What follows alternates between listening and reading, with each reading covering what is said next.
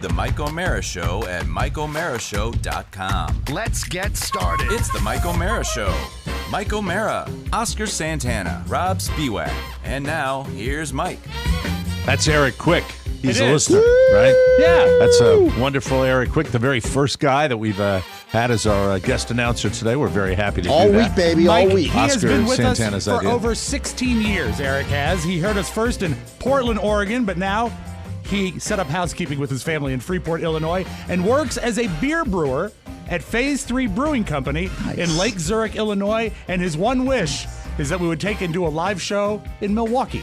He wants us out there. That is a probability, I would say we've got 80% in the next 9 years. 80% of going or not going? Going. Okay, Going. good. That's Eric. Milwaukee That's awesome. is a fun town.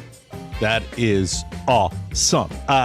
We're very happy. From Washington, D.C., this is the Mike O'Mara Show, a daily radio show and podcast with a loyal legion of listeners who are part of our family and who listen every day in every corner of the world. This is TMOS, heard in great places like Baghdad, Arizona, Belhaven, North Carolina, Pueblo, Colorado, and Chesapeake, Virginia, along with South Padre Island, Texas. That'll be in the news today. Oh. And Maluku, Indonesia. The Mike O'Mara Show is on now. We didn't take notice yesterday of the milestone with the pandemic, and I did feel an obligation to say some words about it. And there will be that small number of people in the audience that say, "Oh no, you're not going to be serious again." We will get. We are going to take a second out of our morning here as we tape this show just to have me share a few of my thoughts with you about this pandemic. This is something I have thought about often during this time where we do a lot of counting. We do a lot of counting, especially down here in Florida. There was a time, I don't do it like I used to. There was a time where I would actually, every single day I would check the numbers. I think everybody did that at the beginning. Yeah, the dashboard. And I know that I beat feet out of Florida when we had our first day of, I think we were going to leave and get out of town when, if it hit 3,000. Well, We by had the a time big we got back up and to forth. May, I remember, Mike. whether we were going to go or not, right? And I said, you leave when there's like a sniff of a hurricane. And you're not leaving when there's a pandemic surging? Yeah. And I left, and then that weekend, 15,000. Went from 3,000 to 15,000. That was the breaking point. I said, if it's 3,000 cases or more tomorrow, we're going to get out of town. And it was. And then kaboom. And then we came back, and then kaboom again. Yeah. And we had all been kind of desensitized to the numbers and not as, I think like most people, not taking it really as seriously, although we all were wearing masks. A lot of things became routine. But as far as if you don't mind, in fairness to you, and I don't want to put words in your mouth, but there is a different lens that people in the Sun Belt look at this pandemic.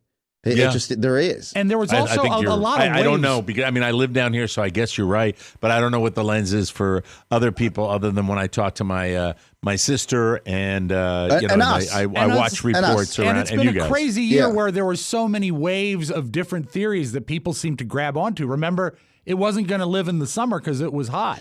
And it turned out to be nonsense. And not to get political, but we didn't have any leadership at the White House at the time that was really telling us what was going on or directing really the truth towards the citizens of this country, saying, hey, this is real. This is not going to go away anytime soon. Like, hunker down. Yeah. We weren't getting the election's over, and so I don't think it's political at all to reflect on what may have been if we had a singular national policy of prevention and testing, and it had been taken more seriously. And an earlier embrace of the fact that it was a problem. You can call that political. I call that just, what would have been, you know. And right now, I can say the same thing about the current administration. Are they doing enough? Are we getting the vaccine? Doesn't look like it. Looks like maybe they could do better. Yeah, I think but that's you've got a You snapshot know? of the current administration. We had 4 years. I think so. Yeah. But I mean, I'm simply using that as a an example. Yeah. But now, and feel free to jump in and correct me if you think I'm wrong about this, but when we talk about the lens, you're talking about the lens of how we looked at protecting ourselves. I'm And talking you're about right, the public health lens. The Yes. public health lens. Yes. I want to talk about the lens that we all, as Americans, may be looking at this through when we remember yesterday the milestone of 500,000 people. I remember looking at those numbers back in March, hearing those type of numbers speculated about, and having my jaw drop and thinking to myself, this maybe couldn't be real, that this couldn't really happen. And then it went on and on. Here's what I wanted to share with you guys and with our listening audience. And I wrote some thoughts down here. When we look at the loss of life and we look at it statistically, I think we numb our empathy. I think anybody that deals with even somebody that they don't know, if there's a tragic loss of an individual in your neighborhood or on the news down here, if it's one person, you say, oh, wow, that's it. As soon as we started putting the numbers in the thousands up, I think that numbs our empathy. I think we became desensitized to the daily numbers. I know I did, because we'd all look at that and go, oh, man, 30,000 in this state, 28,000 in that state. Wow, this goes on. If you've ever gone through loss, and there are people in our audience that have, I know personally, and there are people that haven't, it's easier to understand how people feel if you go through that. That's just a reality. If you go through loss, that's why in many cases people that have been through something work as counselors and they work trying to help people out. It's easier to understand loss if you've been through loss. Please today, I ask all of our listeners to keep in your heart the human tragedy of this pandemic. Just today, because I know you might not be able to do it because I don't know what your world is and I don't know what you live with and I don't know what you have to do to get it done. But I think today it might be a good idea to reflect, to keep it in your heart. Mothers, daughters, fathers, sons, uncles, aunts, grandparents, friends, newlyweds, young people, old people, people with hopes, people with dreams, people's loves, tragedies, people that have gone through every kind of human experience, people that we have lost, people, all of them with extraordinary lives who are now gone. That's 500,000 plus Americans that have gone. And I'm going to ask all of our listeners today to do this as a favor to me personally and as a favor to your neighbors. Have the courage to show your empathy today. Have the courage to show your empathy today. Don't be afraid of it. I think sometimes we get afraid of showing it. It takes courage to show empathy. I believe that. I've always believed that. If you show empathy, a lot of people can perceive it as weakness. Mm-hmm. Nah, I don't want to hear about that. I don't want to worry about that. Say, 500. I think we all should think about them today. Most people are going to agree with you. So it's not all that courageous to do it. There are a lot of other things you could do that would be a lot more. Sorry about that. All right. That would be a lot more courageous to do. I don't think it's bad to show that empathy. So, do that. And have the courage to acknowledge that, that 500,000 lives have been lost today, if you don't mind. I'd really like you to do that for me, because I think that it's a number, wow, 500,000 people. And I watched a show last night on one of the streaming services. I forgot which one. I don't recommend it for everybody. It's called The End Game, and it was about hospice workers and palliative care people. And Oscar's family has probably been around that when you're dealing with people at the end of their lives. And I said, after watching that, and Carl and I had tears in our eyes watching this, it was just interesting to think, because of going through the experience of being at a bedside and holding the hand of somebody as they die, which I have been both blessed and cursed to experience. Here's the difference for most of these 500,000 people. They didn't have that. And if you can just find it in your heart to take a moment and realize that 500,000 people who probably didn't even have the opportunity to even touch or be kissed or be hugged or be smiled at by a loved one in their room next to them. They didn't have that. This is the worst thing imaginable. There are more painful deaths, I'm sure. There are more sudden deaths, more tragic deaths, but nothing can ever change the fact that they went away alone, except for the very brave first-line workers that were in healthcare. So please do that. I really talk about empathy a lot when I talk to friends and family members, and I need help in my own life, I think, as we all do, with my own level of empathy on a different level. I think we all need to work on it, probably. In many cases, empathy requires a substantial effort. It does. It's so easy not to empathize. It is much easier not to empathize than to empathize. You can feel much more able to go on with your life if you remove empathy from your life. Empathy is almost the reverse of a defense mechanism. When you can sort of eliminate or at least disregard empathy, you are steeling yourself against all the things that are around you. Yeah, we're kind of taught to do that. And we really are. You have to do it. I mean, I've been through a lot with my son, and that was a really tough few years for me. And because of that, I don't think I lacked empathy, but I did compartmentalize because you have to. Because it was such an important.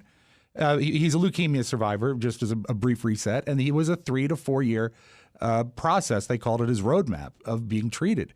And if I sat down and thought about what he was going through minute to minute, hour to hour, day to day, that's all I could do, because it was that forefront of my. And there were some nights when I would just break down and cry and get it out, and then put it back and start the next day. And that's your defense mechanism. You have to sometimes focus on something else, because if you really do, what you said about numbers, Mike, is so telling. We are a nation that loves statistics and breaking stuff down and doing comparisons. But every time you do a comparison or a numerical statistic analysis of this pandemic, it dehumanizes it, because you're not talking about the people, you're talking about numbers. And we need to open ourselves to realize that that's not 500,000. That's 500,000 souls right there. Well, and we don't know them. And we don't, in most cases, we don't have any idea who they are. It's still people, though, and we gotta know that. We gotta feel that. And what better day to put forward that effort for a little empathy than today, or yesterday? But I mean, and I'm talking about it today. Yeah. What better day to put forward the effort for a little empathy and sharing it? I don't know how you do it. Well, I think the best way to do it is, honestly, and when you see these montages on the news, it's a stark reminder of what just, and frankly, what's continuing to happen on a daily basis. We have better data now that says, we're doing a little better day by day, but we're not out of the woods. Mm-hmm. We don't know what's going to happen the next 6 months. There are certain things that are becoming a little more normal. The idea that, personally, I could see my brother after roughly a calendar year and feel safe for him to travel, and his ability to get the vaccine because he's a frontline worker meant the world to me. But it also was a reminder when I dropped him off curbside at Reagan National, and there was nobody on the curb. Right. Yeah. Because he's an outlier. Mm-hmm. It's so early that it was him and us in another car, and the rest was empty. Like the airport was closed. Yeah. And the political side of it, where if you're still hanging on to, we don't need to wear a mask, I would look at that big number. I would say that in itself should open your eyes to say, yeah, they're not wrong. Right. Wear a mask. I'll just on a political sidelight here. One of the guys that was one of the big supporters of the other team, the team that I didn't, root for, had a petition down here at Cocoonville about opening the bar. He wanted people to sign it, and he walked over to about 4 of us, and he looks at me and he goes, "Well, he's not going to sign it." Points to me, kind of dismissively. I'm used to it. Right. I deal with it all the time. I said, "Well, no, I'd love to hear what we're talking about." And he said, "Well, these guys are, they're still closing the bar, and then he's very passionate about it, and then. And then one of the other guys says, "Well, they're the old men there. They're just going to go down to the place across the street and go to the bar there, and might as well come here." And and I looked at him, and then I was everything he wanted me to be because I looked at him. I said, "Well, good luck with that." I mean that's where we are. But he's a guy that I desperately want to put my arm around and go, you know what?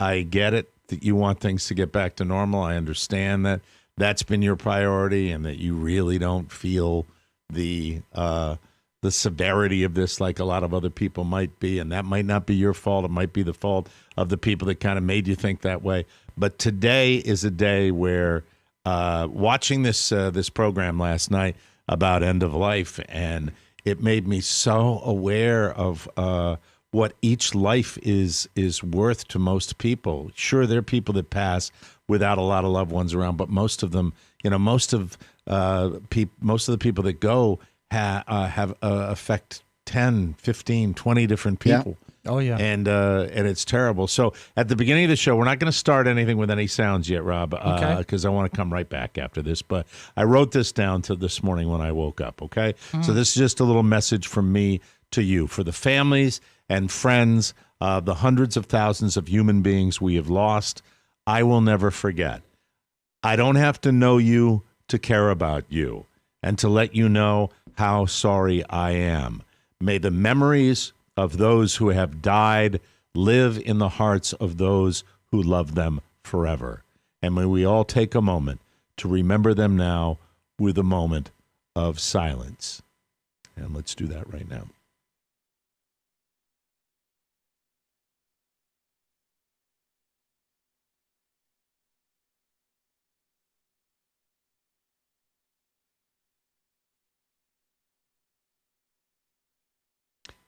Thank you, and just take some time and do that today. I felt that it was necessary to make mention of that, and man, oh man, I love hearing some of the statistics that are hopeful, and that we can do that. I really, really do. But it is just, if you really dwell on it, it is a mind-numbing statistic, and of that, imagine 500,000 moments.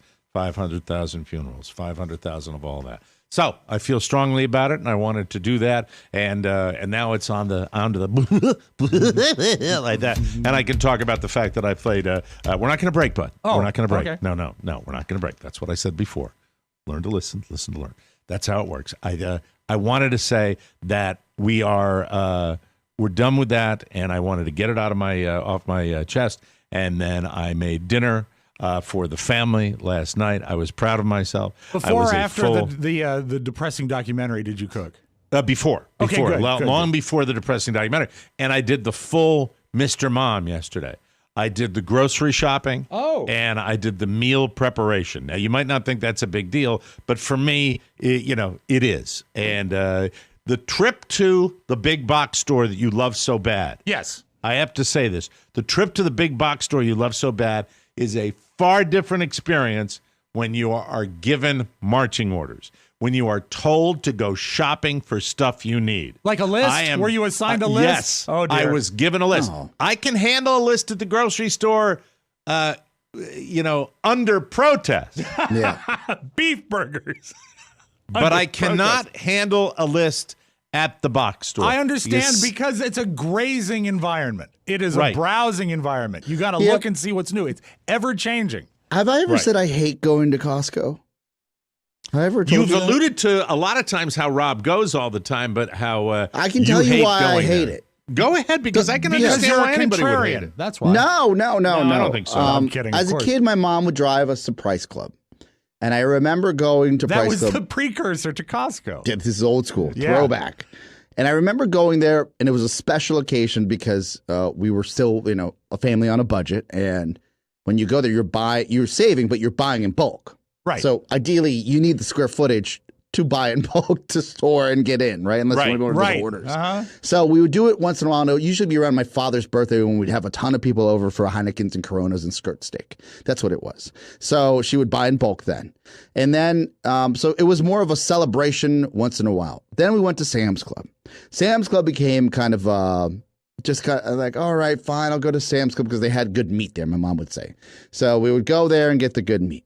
But it would always be in and out. And as a kid, we would never buy any of the fun stuff. We just wouldn't. They would never buy. My mom wouldn't buy the big bag of Doritos or anything like Cereal, would that be fun? that. And no, I mean, they had the big Special K or Product 19 box. I'm sure she picked it up. I'm talking like fun cereal, like a Nothing. Cinnamon We got- Toast Crunch. Oh, right? are you kidding me? No, only my neighbors would have that. Right. Did you mention that specifically because Cinnamon Toast Crunch is right there on the back wall at Costco? That's one of their big movers. Screaming at you. Yeah, it's a big mover. And you there. buy that, don't you? You love that. If I eat cereal, that's probably what I eat. Yeah. Right, right. That So- or Frankenberries. It's It was under the a- sound. It's under the sign that says, "All you carb cows, come over here and munch on this cinnamon crunch No, cereal." at my Costco, it says this is keto. So I don't know. Maybe they're lying. Could be a trick. They have a keto cereal, you know. Oh, they do? They have protein. They have Protein Plus, I think it's called. I have it. I could bring it in. It's in a massive Is it box. Kellogg's Meat Puffs? And so I'll show it to you. Hold on. thank Go you. ahead, finish your Yes. thought. It's right in the back. It's right in back of me. I do this show right from my kitchen. So No fun stuff. prior to the pandemic, it was still kind of annoying Right. because we were always going for things that we just didn't need to buy as many of, So- but you'd have to buy as many. Well, because it's like if you need 15 bananas, they make you buy 25. Yes. And so you get the deal, but you're overbuying because that's the portion. And I've always felt pre-pandemic that it wasn't the most sanitary place. Really? You're in a warehouse, Yeah. right? A grocery store at least has drywall hiding all the rats. You've got all kinds of things. Like you have some sort of cocoon inside of a cocoon See, I infrastructure. never got that feeling because, Premier Protein From Post. from Post. Premier Protein. That you can 5 eat. grams.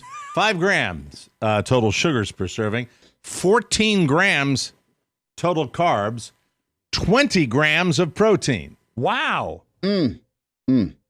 Now So I know that's low carb, high protein. I know Yeah. this is probably not a popular sentiment among our audience because it's just such a monster Costco. Right. But I always felt like it was dirty before the pandemic because you're in a warehouse. You're not in a proper grocery I don't store. get Michael that was feeling saying. of dirty because I watch their meat department back there. I go there and I look and I see how they Yeah, butcher stuff, but I'm not. and That's not my clean. lens. My lens is the big warehouse. You watch their meat.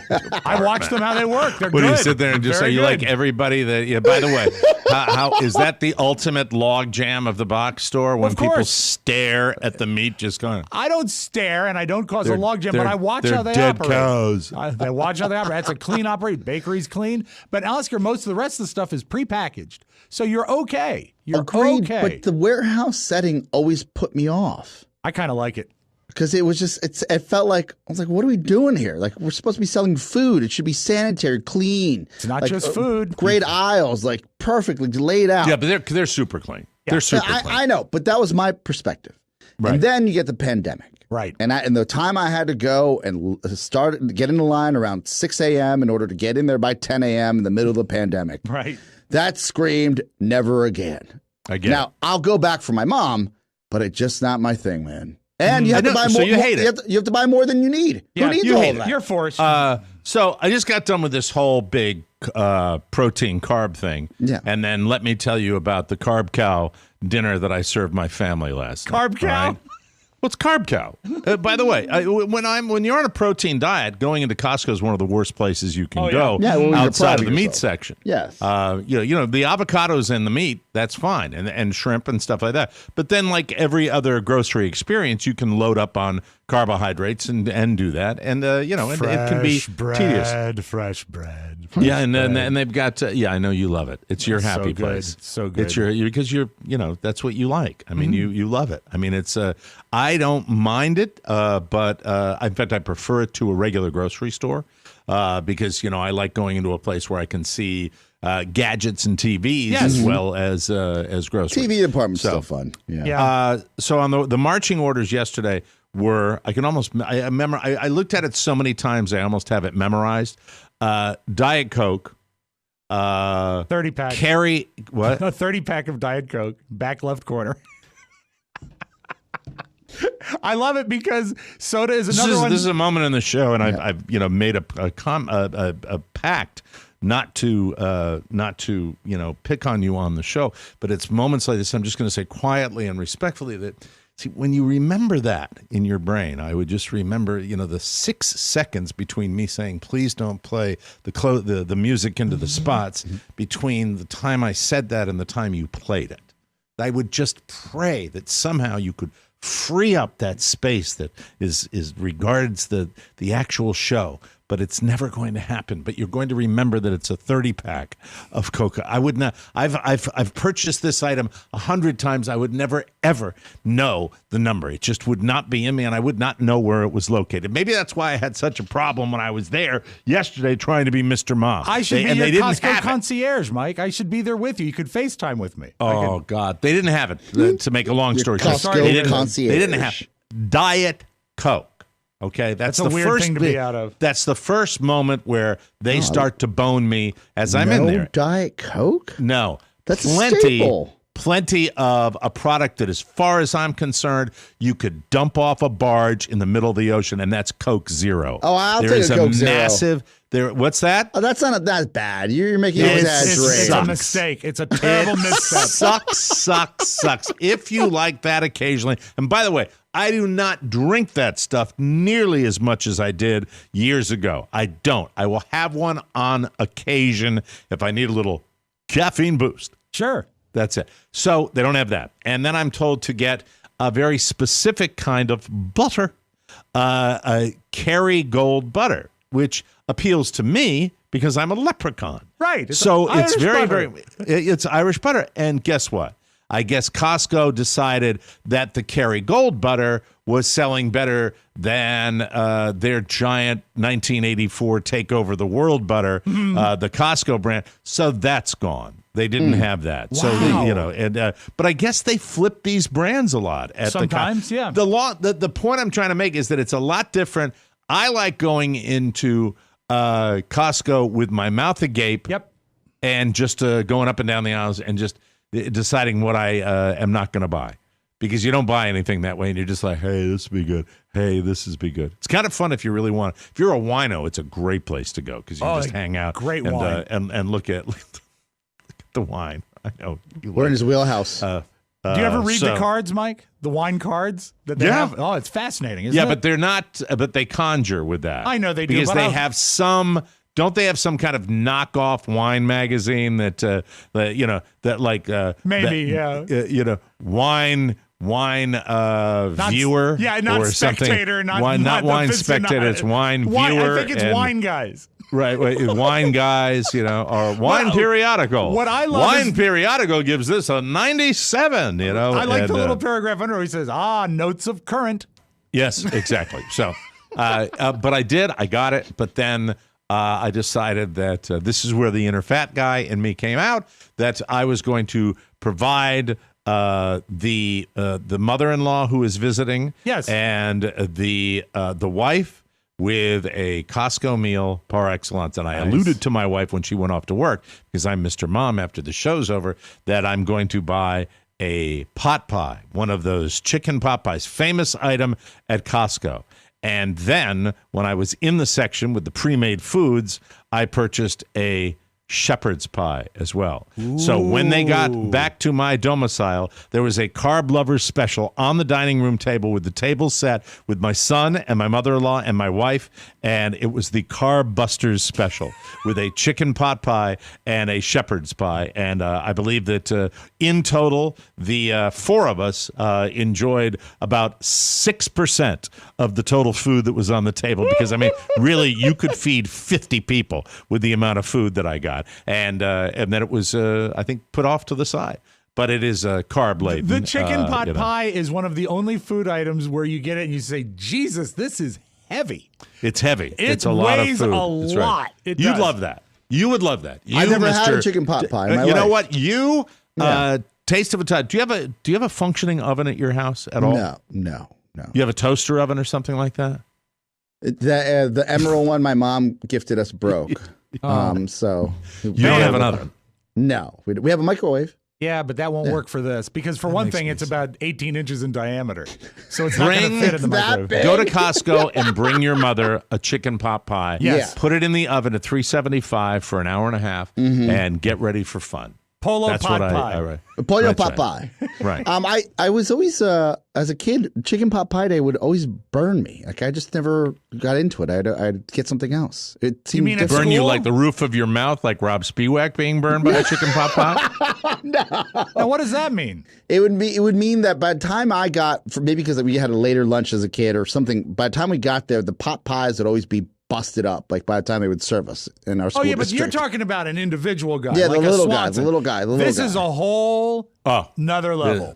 Get ready. Get ready. okay. Say Sounds hello to my interesting. little friend. Yeah, and we're talking top and bottom crust. This is giant.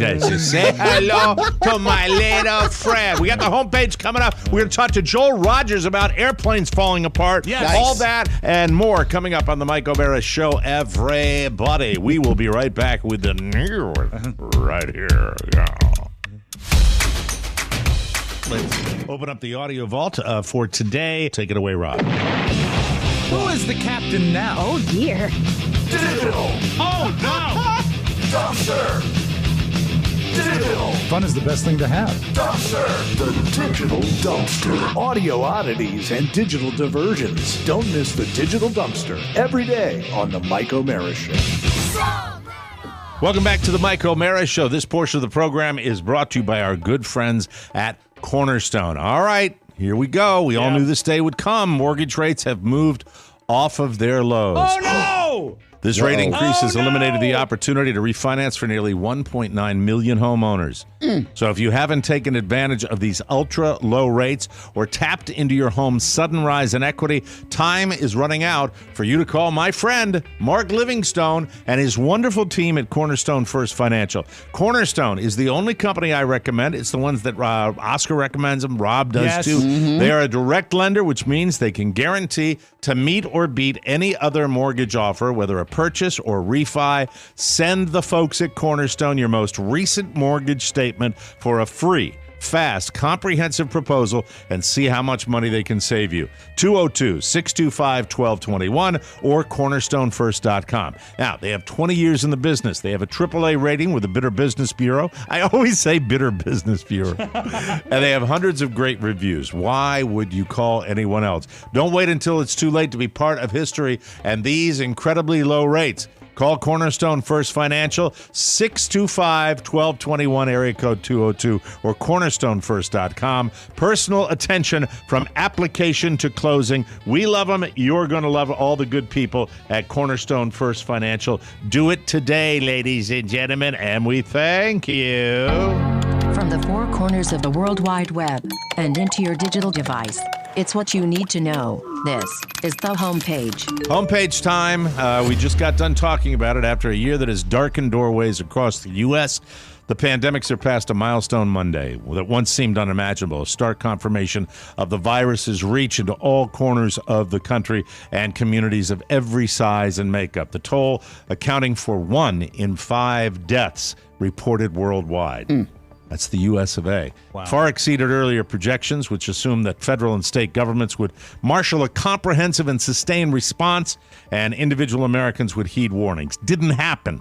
Instead, a push to reopen the economy last spring and the refusal by many to maintain social distancing and wear face masks fueled the spread of the pandemic in the United States. The figures alone do not come close to capturing the heartbreak. And if we get anything out of today's show, even with the yucks, I really hope that you get a little of that, because I think it's important to think about today. Congress is set to hear from former U.S. Capitol security officials today for the first time about that massive law enforcement failure on January 6th, the day the violent mob laid siege to the Capitol building and interrupted the electoral count. 3 of the 4 scheduled to testify on Tuesday before 2 Senate committees resigned under pressure immediately after the deadly attack, including the former head of the Capitol Police. I ask you, do you think that'll amount to a pile of warm spit? No. I mean, really. I mean, it's what's done is done. That's the way I kind of look at it. But I don't think it'll ever be allowed to happen again. I don't know. Do you look at that positively? It's or so surreal that it happened in the first place. When you look back on that and think that, what is that, a month and a half ago? Not even that? That's insanity. That happened a few miles from here. Yeah. It was allowed to happen. It must never happen again. A cartoon-sized fence built around the Capitol. Moving forward. That's and a lot of horns being worn by people. A new survey asked people if you mean the guy? Yeah, that guy. That guy with the fur. The organic food guy. Aren't we dumb as a We're country? the dumbest. Isn't our media dumb and we're dumb and everybody's dumb? And it's like, who are we going to show more than anybody else? The guy that wears the stupidest hat. Yeah. That's the guy that we got. Yeah, always has been. It's the guy that paints himself blue at the baseball game. Yeah. That's who we love. You're the man! You're the man! Yeah, most noticeable. Look at that car. It's got all that stuff on it. I'm going to go to a golf match and wear a rainbow wig. Yes, that guy started. Yeah, he's probably one of the first, originators. right? Yeah. John 3:16. I still remember the guy. Yeah. Oh my God. There it is again. I love that sound. Good sound. I do. I'm sorry. For those haters out there, I love it. Okay. Here we go. Let me play it again. Let me pull it. It's like pulling a big bass chord. A new survey asked people if they could choose one age to be the rest of their lives, what would they choose? The most common answer, 36. That seems high. 36. Oh, wow. The survey also found more than half of people say they look around 5 years younger than they are and feel 6 years younger. In spite of all that, 59% say they used to be obsessed with slowing down how they were aging, but now they're doing a better job accepting and embracing it. I'm going to give you a true answer. I don't think I've reached the age that I would want to be for the rest of my life. Really? I think I'm going to get to a point where I like aging. I like being an older father. I do. Man. I'm not happy by any stretch, and I have issues.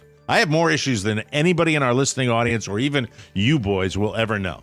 Issues that I work on, that I feel I need to work on all the time. Hygiene? But I don't. Well, that's. Did you listen to the opening where we had a little pre-meeting? Did you, Carla? I won't talk about it today. No. Carla says I can't take care of myself. My hair, my home projects, my eyebrows. Thank you. But yeah, so I don't know what age. Anybody? The one that jumped for me is 25. 25? Okay. What year did you get married, Rob? 1996 when I was. How old were you? 25. But that, you know what? I would take 25 and would you want to be 25 before you got married or you see, after here's you the got thing. married? After I get married, and I'd also want my kids. I don't want to be without my kids. I just still want to be 25. Okay, you want to be 25. What about you, Oh, I would 35, 36, easy. Well, you're right in the I agree with that study. You're 42 now, so you're almost before, living your best life. It's before I got married, before true responsibility hit me. Like, it was just fun. No, you see, but that's where I don't see the survey that way. I'd say that it doesn't change your lifestyle. I'd say that you would still be, the way you are. You'd just be at that age. Do you remember when you were single? And this is no knock on my marriage. I'm happy. Yeah. Says the man. I'm happy. Yeah. Remember when it was I want every guy out there and girl and gal listening now. Remember when you were single and happy and you had 0 F's to think about anybody else and you just did what you wanted to do? No, I was always a guy that thought of others. But when you right. You weren't catting around when you were single. Like he was. No, he was absolutely. Yeah, he was more than both of us. Yeah. I was catting around a little bit. What are you saying? Oh, you're saying that I didn't. You catted around more than I did. No, you always did. I had more time. You were married half the time. Yeah, well, I was married, but when I wasn't married, I was, around. That's so pessimistic. That's like saying the glass there's is just a half fact, empty. okay? I go into a Euro club in D.C. in the 1990s. Yeah, boom, boom, boom, boom. If I didn't have the gift of gab, there's nothing happening for me at all. If I could get somebody to chat with me, I could do okay. Yeah. I could do all right. And in Rob's case, what would you do when you were single in your 20s? I spend most of my time telling lovely young women the 3-digit number on the back of my credit card. because they were a pay service. Oh, it was I get a hooker it. Okay, joke. Thank you. I understand, Bruce. That's the way that goes. Okay. There have been several recent major studies in the past decade that found, you're going to love this story, Rob. Yes. Cheese. I love it. Manny Masiello got an unfair reputation because of the misguided anti-fat guidelines of the 80s and 90s. Those studies found that what really makes you gain weight are things like refined grains, potatoes, and processed meats. Potatoes. Cheese didn't cause people to gain weight, Hooray! and sometimes it even helped people lose fat. That's Sure. That news is good. The dean of the Tufts School of Nutrition Science in Massachusetts, Hey, Tufts. great school, says, quote, "There's almost no evidence cheese causes weight gain. In fact, there's evidence that it's neutral at worst. There's, there's no evidence that cheese is linked to cardiovascular disease. And hold on, sir. Oh, dear. And in some cases, it's even a little bit associated with lower risk. And then for diabetes, again, it's at worst neutral and maybe protective. That's so there's awesome. that. Bring on the curd. Cheese, everybody. There have been several recent major studies in the past decade that said that, just wrapping this up, that cheese is bad, or maybe printing a story twice and reading it twice. That's very good. Let's hit neutral, that sound Mike. effect again. South Padre Island, Texas. I was talking to my neighbor this morning when we were dropping the kids off. He said some folks who lack basic heat or amenities, like running water in their homes due to that chilly weather that they had that caused havoc in Texas, they have been rescuing cold-stunned sea turtles and taking them to a convention center in South Padre Island. That's a big resort town. Yeah. For, I've been kids there, in the Mike. USA. I've spent a spring break there. You've been to South Padre Island? Yes. That's kind of cool, right? Right on the Gulf, kind of a happening town. Yeah, it's so I've been blessed, Mike, to go to Cancun, Acapulco, just these beautiful Great places around, to go catting the world. around, Mike. Yeah. And You then go to all of them, you slut. Okay, pre-pandemic and I would say this god awful freeze that hit Texas. South Padre Island was the trashiest place I've ever been. Really? Thank you. See, that really goes along well with this very sweet human interest story that I'm sharing with well, they rescued 3,500 sea turtles, Oscar.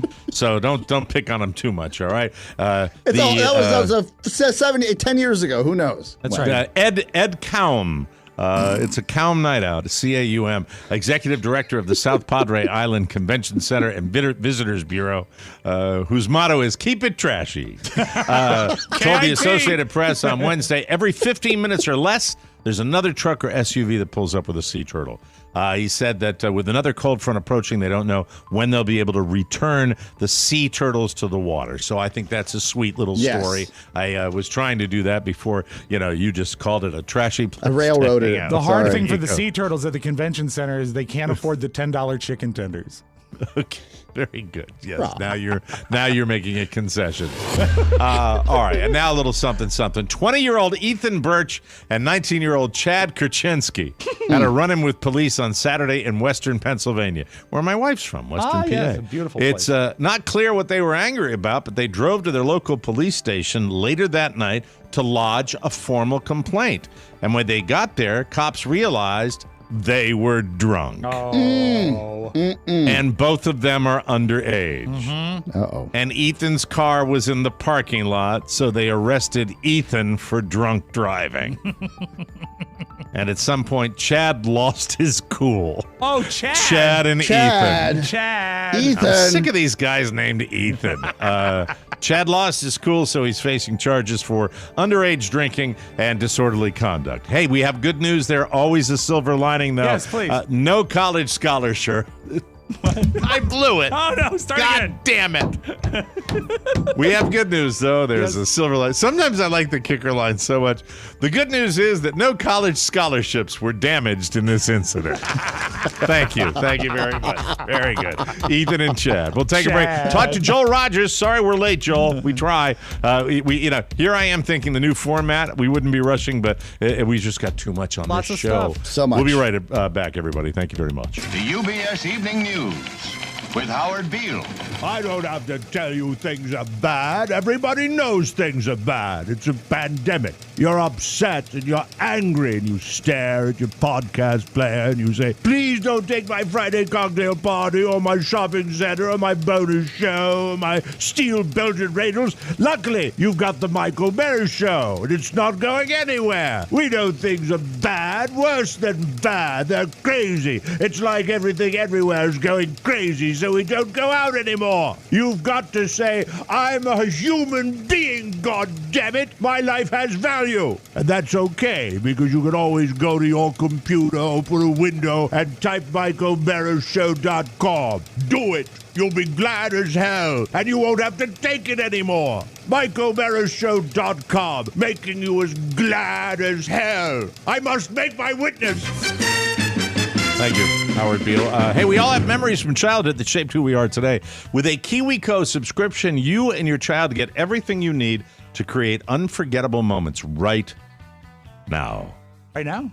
Mike, I ordered a KiwiCo for Sebastian. Oh, you did? Awesome. Just yesterday.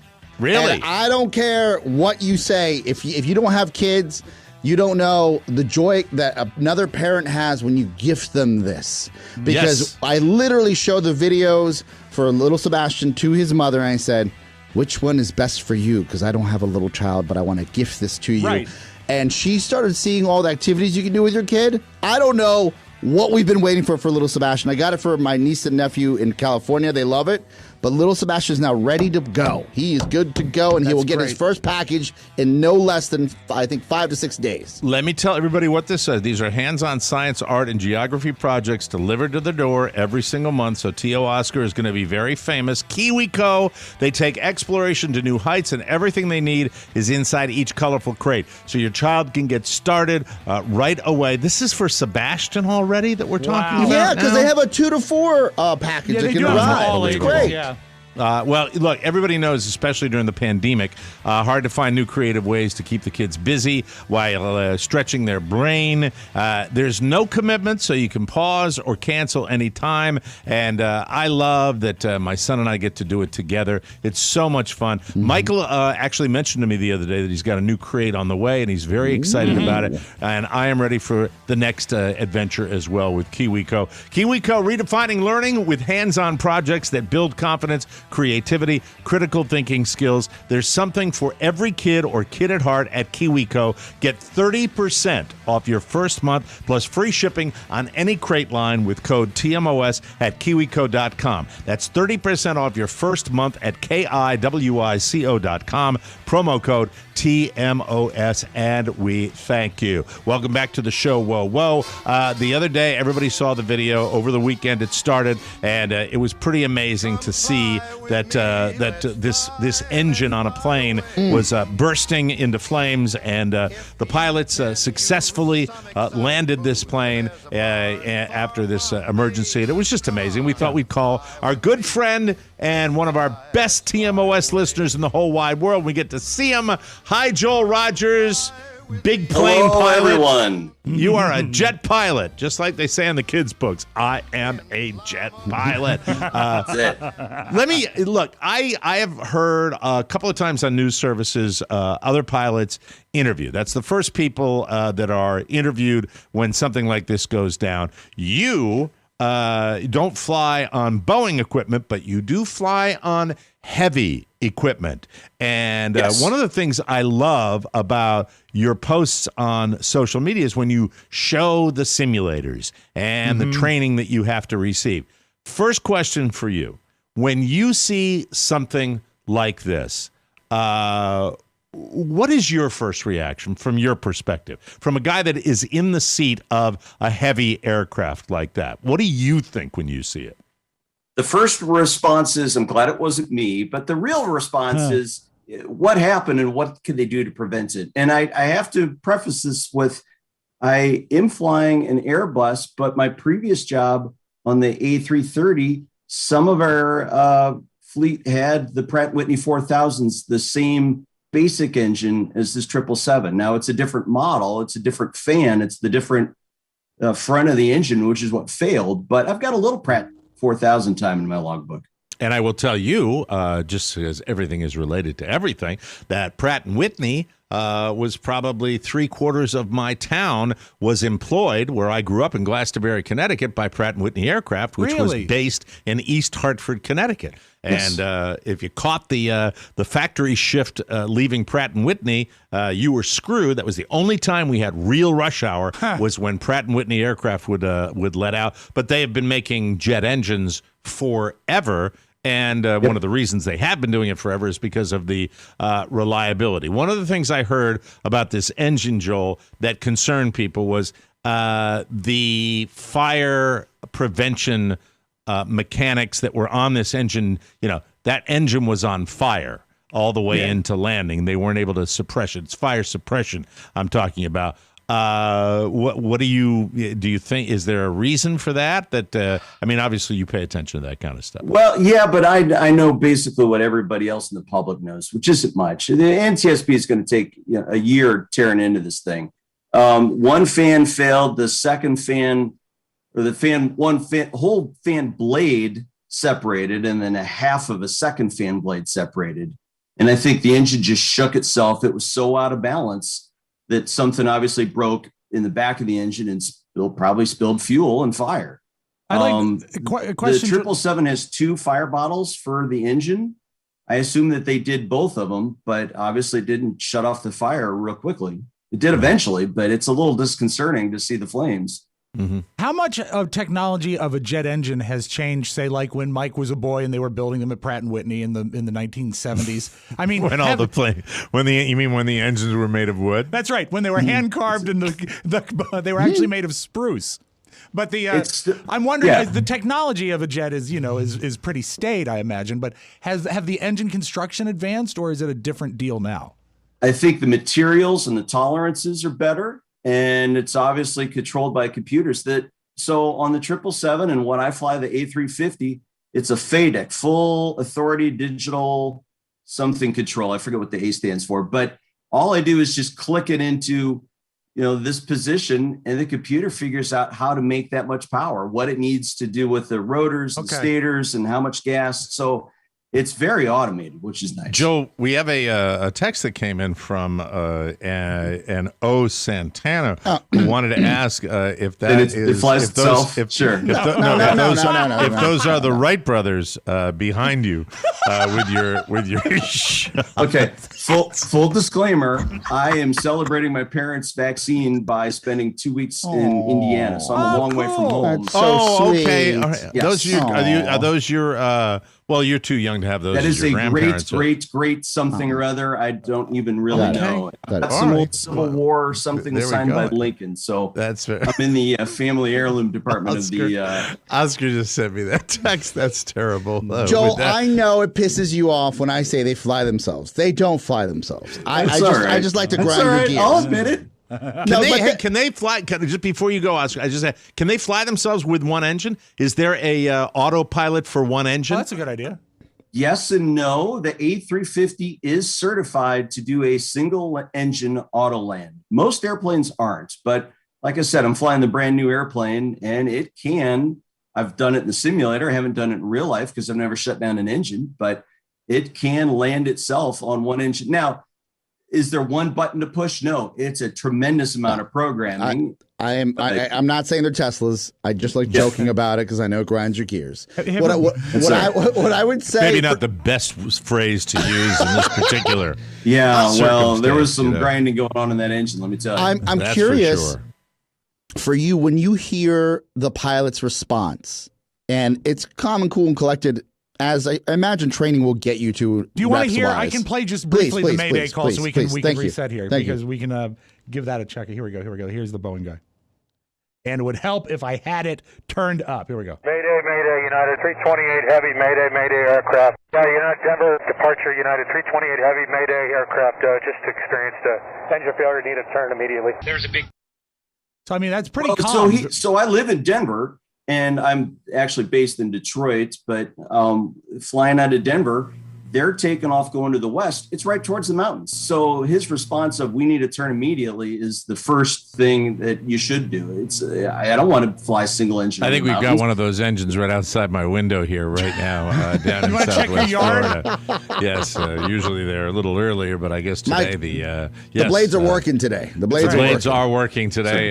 It should look good. So how much for that particular scenario? Is that your when you guys go through everything in the simulator, but you guys get a tremendous amount of training on that? Is really the main reason I wanted to have you on the show, right? You get if somebody has an engine that goes out. I spent 7 days in the simulator in 2020. 4 of those days were regularly scheduled just for my normal currency, and because I wasn't flying, thanks to COVID, I was there 3 additional days just to keep my skills and just to keep current. So yeah, there's a lot of practice. Now, they just simulate engine failures or engine fires. Obviously, we don't see pictures of damage or anything in the simulator. But yeah, most of what we do is abnormals in the sims. Wow. It's just it's amazing, and I hope they get to the bottom of this, and they've grounded the whole fleet of 777s, and works good for your airline because you fly mostly Airbuses, don't you? I mean, that's your airline mostly hung their hat on Airbus, right? We after the merger, we took our last Boeing orders, and we don't have a single Boeing on order at the moment. So we are moving our way towards Airbus. Always buy American. Oh. How dare you?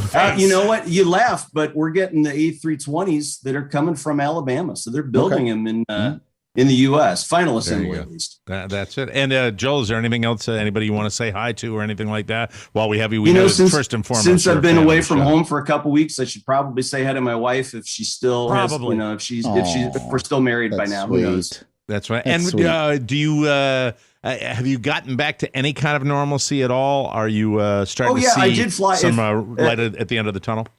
I've got my vacation beard because I haven't flown in a couple weeks. But yeah, I went to Amsterdam twice this month. So there's some normalcy, but we had like 60 people on a plane that seats 300. So it's still a little grim. And didn't you hit a theme park recently? Because you have your coaster gallery on your website. What's your website, Joel? There was Cedar Point up in Ohio. I took my brother's family a 5-hour drive and got to climb all over the coasters because they're closed. Wow. So yeah, I got to touch coasters and be in all the restricted areas. So yeah, and that's coastergallery.com. Thanks to Dominion. Rob's excited about being able to maybe go at the end of the summer this year, and there's a new coaster called the Engine Failure that's going to be coming out. So it should be really, really special. We're looking forward to it.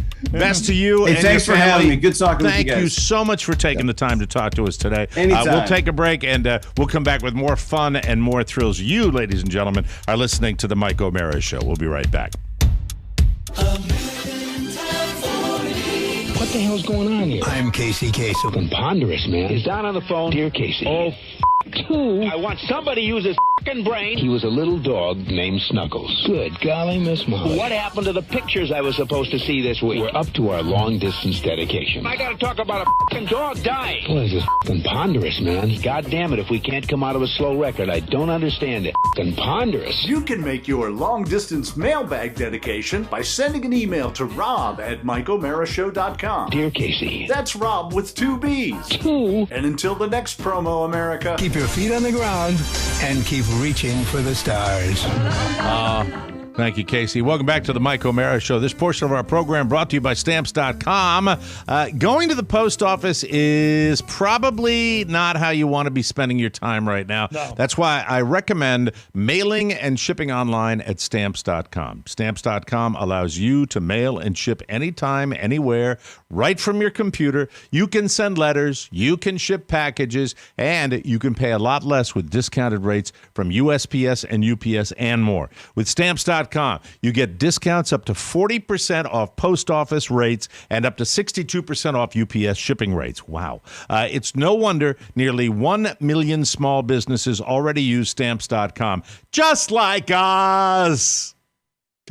Stop wasting time going to the post office and go to Stamps.com instead. There's no risk And with the promo code TMOS, you get a special offer. It includes a 4-week trial plus free postage and a digital scale and no long-term commitments or contracts. Just go to Stamps.com, click on the microphone at the top of the homepage, and type in TMOS. That's Stamps.com, promo code TMOS. Stamps.com. Never go to the post office again. Oh, my God. Where do we begin right now? I want to hear about Oscar taking and giving to you, Rob. Oh, yes. Yes. Apparently, you two had a bit of a weekend. I know that there's always this auction that you guys do, and something happened this time, or what? Well, it's the patron show for the Art League in Alexandria, and I want to first of all thank Suzanne Bethel, who has hosted she's a us 10 for out of 10. many years, and she is a 10 out of 10. She is great, and she puts together this Art League auction, and here's how it works normally.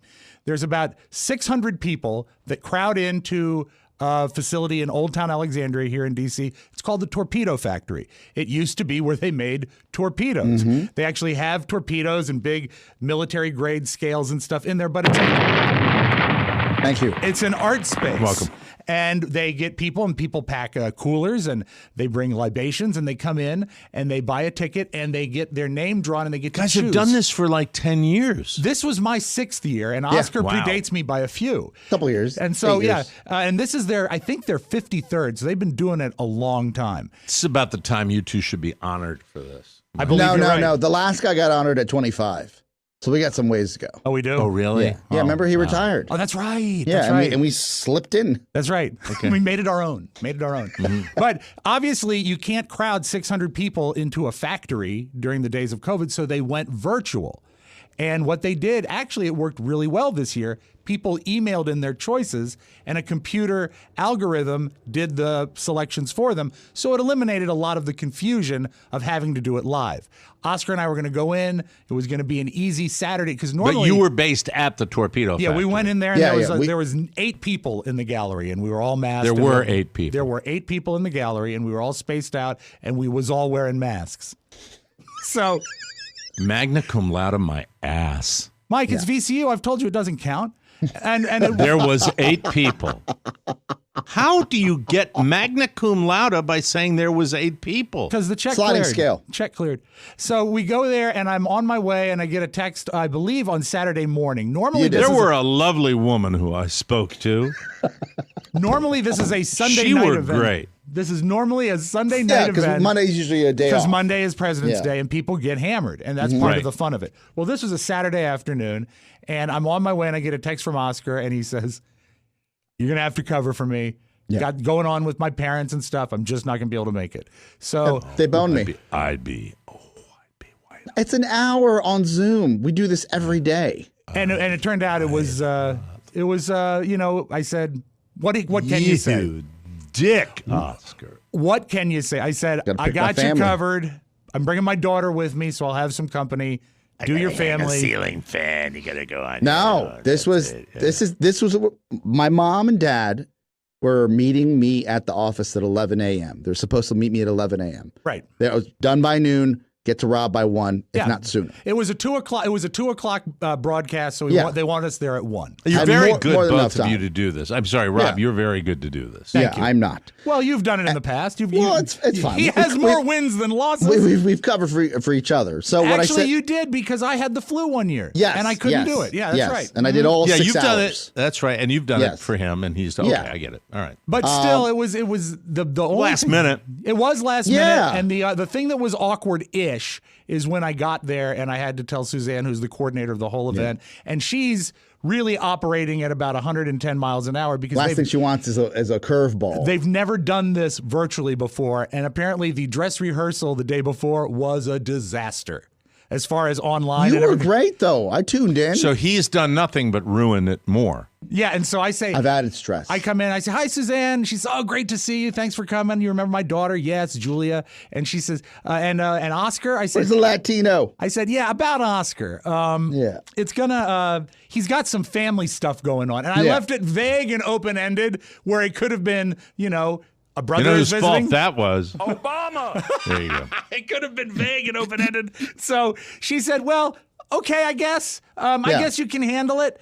And we walked through and she handed me the script, which was very different than the script that I had been emailed the day before. And we went through the whole thing. And when it got down to it, it probably worked out better because when you're playing to a live crowd that isn't a live crowd, there's no crowd reaction. No, nothing. The interplay between Oscar and I would probably have been awkward at best. And so you're just basically narrating the items, right? And not even all of them. You do welcoming remarks. You explain stuff. I made a couple jokes. I made a good Ted Cruz Give joke. me one of your jokes. I said, actually, we're doing this virtually this year. I almost didn't make it. I just got back from Cancun with Ted Cruz. We were comparing the sizes of our tans. My friend said he killed. Oh, that's very nice. I got a real-time text from someone that was watching. Here's the deal. That's what it felt like because there's 8 people in the gallery and they're not paying attention to me Almost at all said, anyway. Megan, I just got back from Cancun with Ted Cruz. You're comparing our tans. The size of our tans. I want the size of our tans. Was that a fat joke? Kind of a fat joke? Yeah, he was self-deprecating. Okay. Yeah. All right, because Ted's fat too. He's fat, yeah. Okay. And All so right, we got it. go through the whole thing, and actually it works out, and we're working up, and they have a pro sound guy, and they mic me up with a lav, and it's a pretty slick operation. You look great, Rob. I'm not kidding. This is not something he had a sports coat on. He looked good, Mike. I tried really? for this. Yeah, I'll send you a picture of a picture of someone watching him in real time, a friend of mine being like, Rob is killing. Oh, well, that's very nice. You're going to love this. So we did that, and then we're getting close to the start of the auction at 2, and Suzanne is starting to calm down and because things are falling into place. And she says, why don't you text Oscar to see if he would like to put in some numbers for the auction? Because that's what they do. They really let us sweet. They let us play the auction. I was not expecting that. In exchange for hosting. And so I had put my numbers in, and Oscar sends back a text. He says, oh, that's very nice. Just have Julia pick out something she likes. So Julia, at the last minute, got to put a second entry in. Now, when you're looking at 600 pieces of art and 600 people, the odds of getting your first choice are very, very slim because, there's certain items that are more desirable than others, I would say. But thanks to Oscar and that second ticket, Julia got her 2 first choices of art, and she was walking on air, Mike, just like Michael Caine says. And, that's awesome. And it was the best part for me is since we've been doing this for so long, when we first went, Julia was a sullen 14, 15-year-old who would go and be my buddy, but she didn't want to be there. Didn't want to be there. Yeah. Now, after almost 2 years of art education under her belt at VCU, she was talking to the patrons. She was talking to the artists around the Torpedo Factory. She was so engaged and learning about all that stuff. So it was really great to see her. But I will say... Oh, you looked lovely with the jacket and the sweater. Didn't he You look look good? amazing. Yeah, he looks great. That's really terrific. I sent a picture to everybody too. Oh, nice of to you. see. That's Robb I getting saw ready the for the picture. thing. There it is. Oh, there it is. You saw me backstage. That's great. Have you lost weight? I don't know. I don't think so. I don't think Okay. so. But the sweater is a good trick. Can I show this to everybody? I'm gonna Yeah, steal that trick for the show. Right But here. I I There feel we like go. when you layer up that much, you'd look fat. But my one great thing is that even though the pandemic is happening, the Torpedo Factory as an art space remains open. And I got to see a miserable father with a pain-in-the-ass kid because there were long stretches of time when there wasn't anything for me to do. So I would go out in the sort of the main area, the lobby area of the torpedo. And as I said, they have an actual World War II torpedo there. And there's a father who just looks defeated. His shoulders are rounded down. He has a mask. It's sort of slipping down. He's fighting it. He obviously is just looking for something to do with his kid. And I hear him, because it's an empty factory, essentially. This place should be full, but it's empty. So I hear from the far end, I say, hey, hey, hey, hey, hey, hey, hey. Hey, hey, hey, hey, hey. And the kid is running and going, what? What? Hey, hey, hey, hey, hey. What? And the kid runs and jumps on the torpedo. And the father, and he's on the torpedo. And the father says, hey, don't climb on that. And the kid turns around with a perfect 1980s evil kid smile and says, Daddy, I'm just hugging it. Oh, little boy, I could use a bad word if this was on the show. He's like, little effer. He says, Don't hug Well, where's the part? torpedo. Where's the part where Oscar gave? He gave the ticket. He gave his you missed auction it, Mike. ticket. You're looking for the fat guy. He gave that auction ticket to Julia. Oh, I wasn't listening. I'm sorry. So I was looking for a fat guy picture. Oscar's right. what you should do, Mike, just drift away. Save it to your He camera gave his roll. ticket to, who did he give his ticket to? Julia. To Julia, and she got 2 Oh, pieces that's of art the that she giving. loved. Yeah. Yes. So Yeah. you know what? It all worked out. You oversold that one. All right. Anyway, that's is that You it? are a terrible friend. That is a priceless piece of art that now Julia has as a 19-year-old. Yeah, and as an art student, she Yeah. has. Oh, so you bid on it or something like that? You pick your favorite items of art, and then you get your name called, and as your name is called, you get So to he choose won from it in those- a raffle and gave it to Julia? He essentially gave his I raffle gave chance her to Julia. my chance. And does to every win raffle art. ticket get a prize? Yes, everyone does. You but get to pick see, your art. But the problem is the later you get called in the day, there are less pieces of art. But to he got choose from. called early. Yes, Yes. because he's the golden boy. And she got it. And Yes. she got the And piece she of got art. it. She got a hand-stitched Do you rug. have a picture of it? I do. Hold on, I'll pull it up right and now. she also got the coolest dog sculpture, a little guy. Because do you remember last year she got, and I brought it in on the show, Maddie remembered, Sinister Bird. It was an evil-looking bird with a spiked collar. And so this is a dog that gets to play with Sinister Bird. This is a hand-stitched rug. It's called... like ignorance. Oh, it looks or like something. Picasso. That looks like a Picasso. And it's a guy in Starbucks surfing his phone, and behind him there's a giraffe and a flying pig and a unicorn, and he's ignoring it all because he's so lost in his phone. And that's Julia that spoke to her, and that's what. So she Julia, said. I picture Julia like when she gets her own house someday or apartment, that she's going to have like an art curated home with stuff all over the walls. Yeah, and if you want to see it, if you want to see it in a much smaller version, just look in my garage. Yeah, I'd love because all that crap is there. I would love to have like the walls just filled with stuff that Carla has. nothing to do with it. Everything's home goods. It was like manufactured an hour ago. She could go to the auction. They have pictures of seashells. Yeah, there you go. Very nice. She'll hear that. You're in trouble now. We got to take a break. Come back with your digital dumpster. And boy, she is not going to like you after that, pal. That's for sure. We'll take a break and we will come back. Well, I'm glad everything worked out. Yeah, for it was you awesome. two. Thank you. We'll be right back on the Michael Barra Show everybody. Tonight, after an all-new Growing Pains, Pony makes a big decision. Someday, I'd like to be a dentist. On a very special episode of Pony's Place. That's all. Then, on the regulars, Oscar meets a new bartender. I'll take a water. Don't have. Do you have any skinny drinks? What? With an attitude. Hey, look, mister. We serve hard drinks in here for men who want to get drunk fast, and we don't need any characters around to give the joint atmosphere. Is that clear? Sex on the beach. It's all part of a December to remember. Watch it along with the Mike O'Mara Show on your favorite platforms: YouTube, Instagram, Facebook, and at MikeO'MaraShow.com.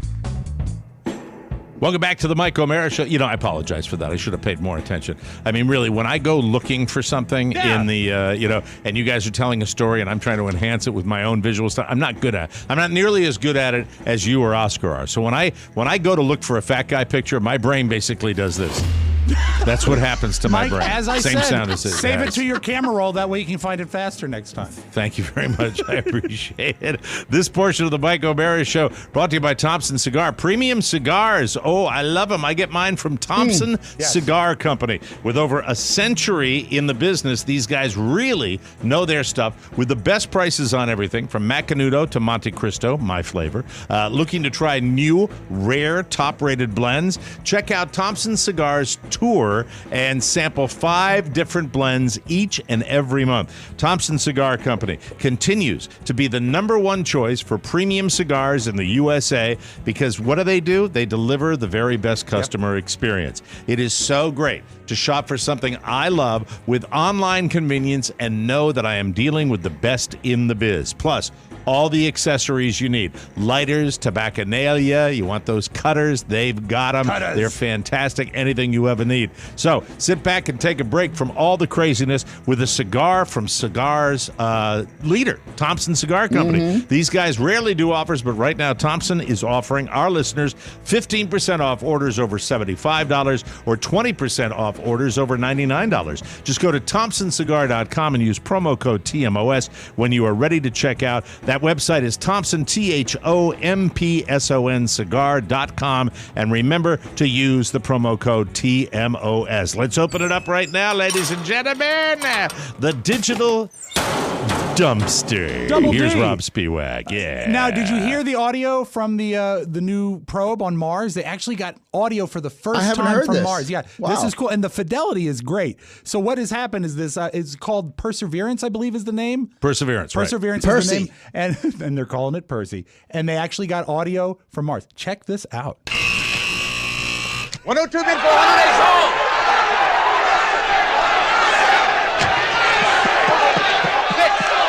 That's Wall Street. I'm sorry.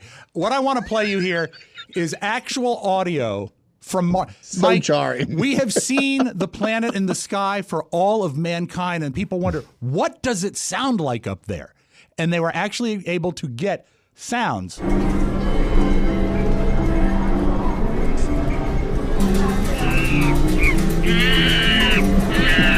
I'm sorry, I added that. I love it.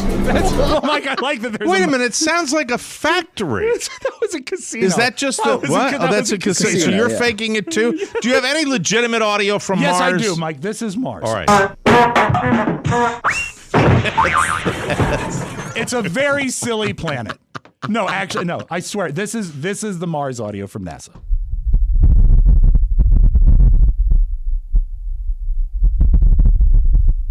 And what I couldn't believe is we spent all those millions of dollars.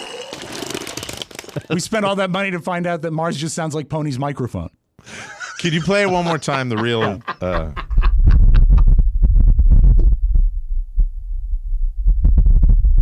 Tony, can you talk That over sounds. this? It sounds like wind. Yeah. It sounds like wind. Yeah. Is that what it is? Pretty much. Okay. But no All people. right. This was not really Mars, Mike. My favorite. See how I pyramided there, Oscar? You win. Yes. I'm terrible at sounds and pictures. I should just talk on this show. I should just sit here with my hands like this and just talk. You know. All right. If I say to you the name Nicholas Brown, does that mean anything? Braun, I should say. B-R-A-U-N. Does that mean anything? Well, to why you? don't you say the name right? I'll know it. Why don't you start that all over again, please? If I say to you the name Nicholas Brown, I get even because it's. Is it Braun like Braun? B-R-A-U-N? B-R-A-U-N. I don't know why I'm having a Like hard time. Braun with the shavers? Yeah, Braun. Nicholas Braun. Yeah. I don't know the name. He no. plays Cousin Greg on Succession. Ooh. Cousin Greg. Yeah, I know he is. The awkward cousin. The awkward that's cousin who in new. the first episode threw up in the mascot outfit.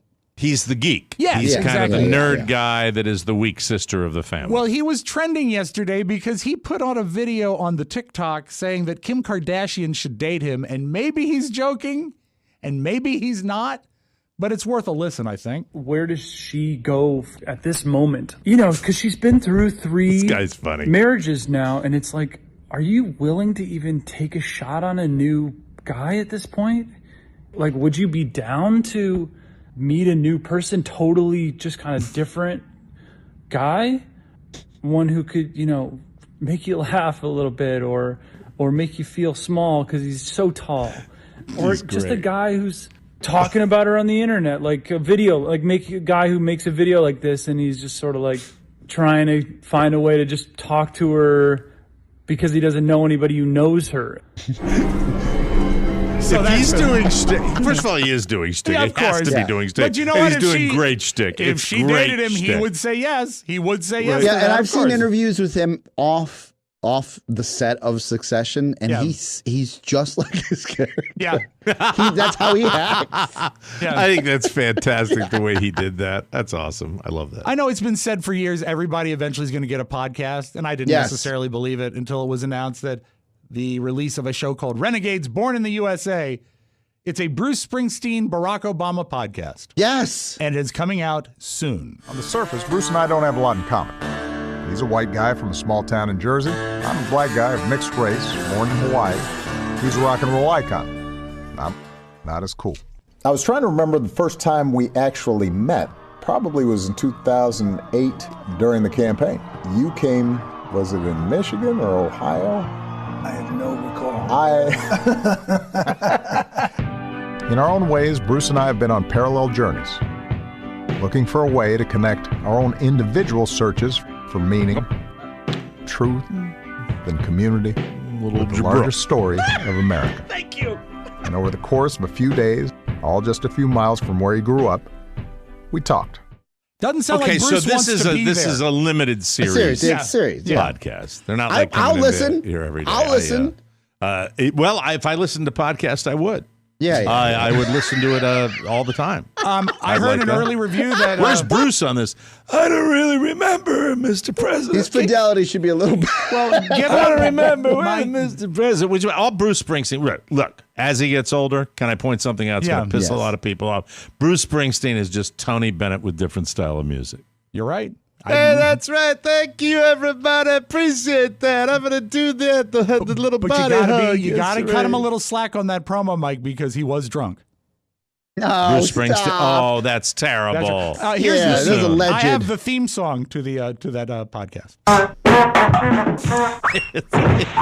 I know now why he sounded so terrible. Why? I mean, just in that clip, at least. Why? I'm looking at a picture of them on their set, and Bruce. And mic technique? Yeah, and Bruce's mic is like 4 feet away from him. He's like this. Hey, Barack, it's really good to be with you. All right. Somebody should have boosted that. We're going to close with a classic piece of tape. Last Sunday was the last time Harry Shearer will do the voice of Dr. Hibbert on The Simpsons, and they're replacing him with an African-American voice actor. Is Dr. Hibbert that guy? Is Exactly. that the guy we're talking about right now? Well, hillbillies like to be called Sons of the South, but it ain't going to happen. So let's close with a classic piece of Harry Shearer, who used to be the voice of Dr. Hibbert. All this has given me a sense of calm I've never had before. That's the morphine. Can you give me the morphine forever? No way. A person on morphine all the time would constantly dissolve in inappropriate laughter. That is your digital dumpster. Wow, Close it up, awesome. Mike. Close Have a it up great right Tuesday. there. We go, ladies and gentlemen. That's it. We got to get out of here. The Simpsons has been on for 78 years, That's which right. is pretty stunning to me. We want to thank Joel Rogers, big-time airline pilot, flies the Airbus Heavy, and his insights on that little problem in the sky. Thank God nobody got hurt. And more fun and more thrills coming up tomorrow on the Mike O'Mara Show, everybody. For Robb Spiewak and Oscar Santana, this is your charming host, Mike O'Mara, saying we urge you to join us tomorrow for another fabulous time and a fabulous day. And I promise I will not be looking for pictures of fat guys to show the guys and totally not pay attention to anything that's being said on the show. We'll be back tomorrow. So long. Be happy. Make somebody else and let a smile be your handshake. So long, everybody. Bye-bye. Ciao, ciao. Want more? Make sure you check out the Mike O'Mara Bonus Show. Get it at MikeO'MaraShow.com. Mike O'Mara Radio Entertainment. Good job.